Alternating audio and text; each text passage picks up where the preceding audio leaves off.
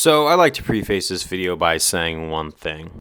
Do I agree with what this YouTuber did to get himself in this situation? No, I think this could have definitely been easily avoided.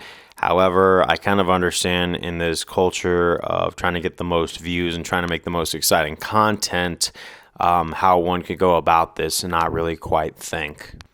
Some of the most successful YouTubers make content for the audience mostly and not so much for themselves. A lot of people like to do that, where they like to start YouTube channels, but the reason a lot of them don't succeed because what is it that differentiates this channel from anything else? Just like when I make this video, I understand that this is probably not going to jerk millions and millions of views just because this format has been done all over, but I am realizing that at this point in my channel, I'm starting pretty small, so I'm not going to put too much effort into something that doesn't have too many subscribers. Maybe that's subject to change once I get more. But the more you understand this YouTube game as a business and this internet influencer game as a business and social media as a business, try to promote your own brand, although you understand this YouTuber and why he got into this situation, you can understand how he went about doing this. And I do have to say that no, he wasn't the smartest in getting himself into the situation he did, but he was just trying to do his job. I am talking, of course, about the YouTuber YourFellowArab. Now, this guy, I actually don't really watch his content, but when I checked out his channel myself just to see, because I saw some Instagram posts where a lot of people were condemning this guy and saying that they hope that he, quote-unquote, gets what he deserves. He got himself kidnapped in the country of Haiti, where things are a little worse for wear. It's basically warlord run right now. It's basically complete anarchy. It's basically a real-life Far Cry situation. This guy is pretty much a documentary-style YouTuber, and I know that there's a lot of documentary-style YouTubers out there that I actually enjoy watching. One of them is Brandon Buckingham. I actually recommend checking his channel out. He's one of my favorite YouTubers. He was actually an inspiration for me to at least start my own YouTube brand, and he does a little bit more mild of what YourFellowArab does. What Brandon does is he goes around to homeless shelters and asks people in very non-exploitative ways, and usually keeps some of their identities a secret if it comes down to it. What is it that gets them to be in the situations that they are in? Or what is their day-to-day life like in these walks of life? Because we do live in interesting times where a lot of different things go out. Now, yes, he has spent a lot of times in a lot of hoods, but I don't think he's going to go over to Haiti where things are the way they are. So when looking at YourFellowArab's scenario, he probably saw that this was a very daring attempt to get some views and educate people firsthand, and he was taking a big risk, but he chose to overstep his bounds, and I could see why this one was left alone by a lot of YouTubers.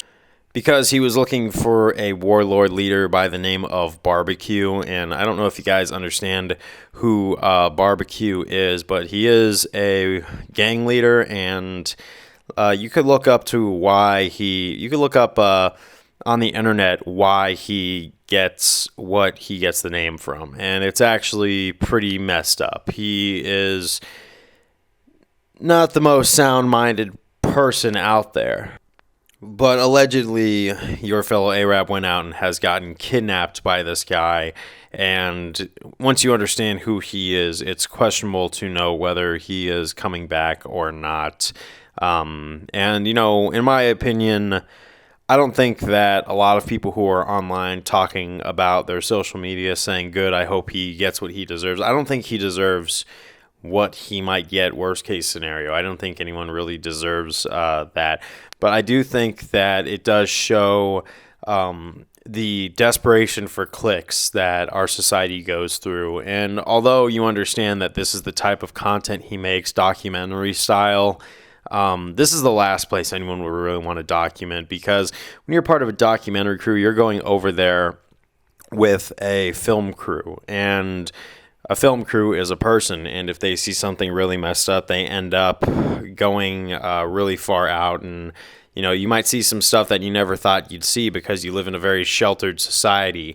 I actually knew a person who had a son who worked for a very well-known news company. I don't know if you guys know Vice before they when they first started out.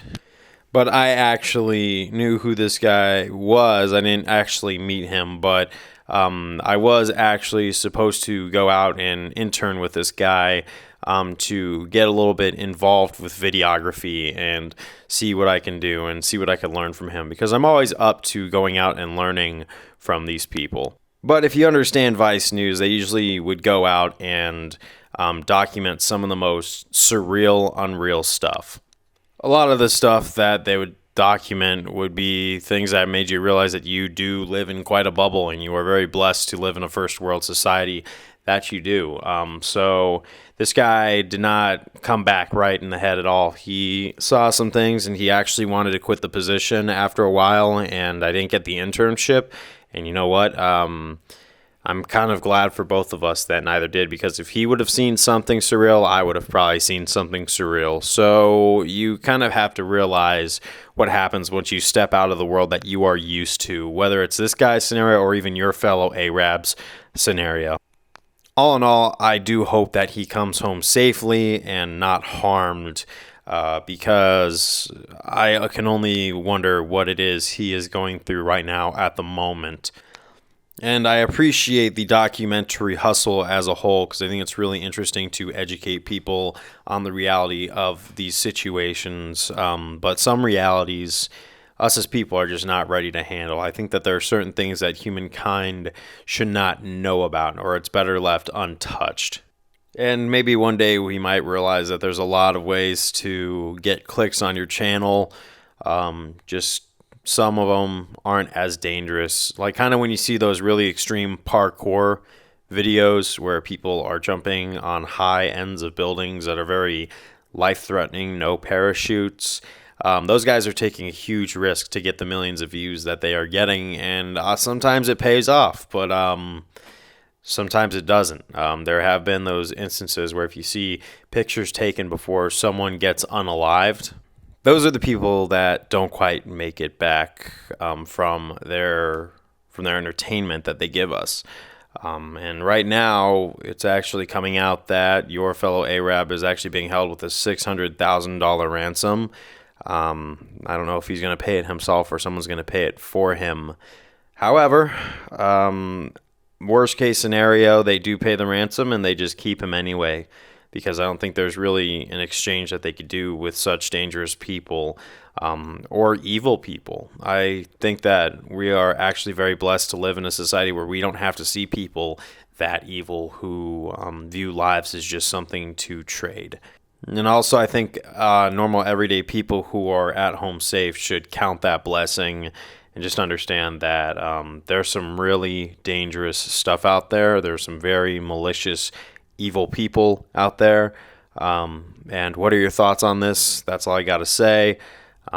Peace out.